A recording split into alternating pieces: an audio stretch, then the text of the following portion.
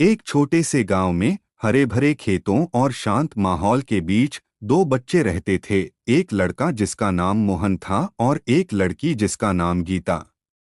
मोहन और गीता बचपन से ही सबसे अच्छे दोस्त थे। गांव की गलियों में खेलते खेलते दोनों बड़े हो गए थे।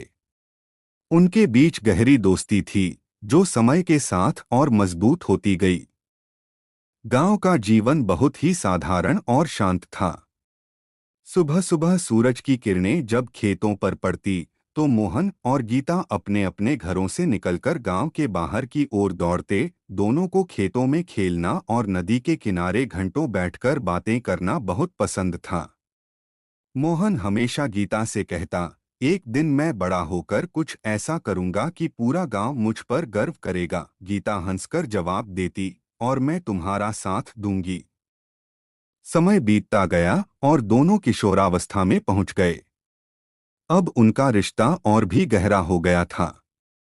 मोहन की आंखों में गांव के लिए बड़े बड़े सपने थे, जबकि गीता की आंखों में अपने परिवार और दोस्तों के लिए एक बेहतर जीवन की उम्मीद थी। गांव में एक पुरानी परंपरा थी कि लड़कियों को ज्यादा पढ़ने नहीं दिया जाता था। लेकिन गीता की सोच अलग थी।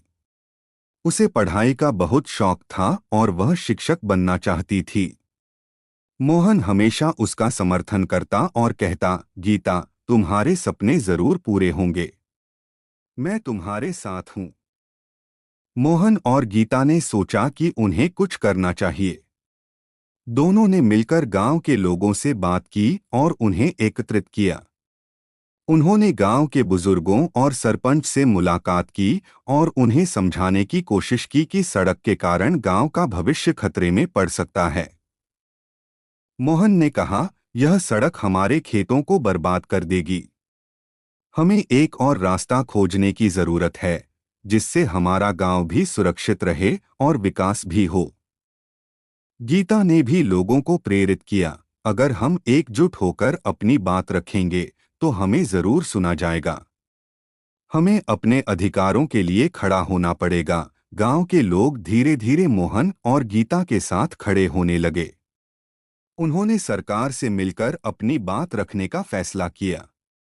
मोहन और गीता की मेहनत रंग लाई और सरकार ने सड़क की दिशा बदलने का निर्णय लिया, जिससे गांव के खेत और लोग दोनों सुरक्षित रहे।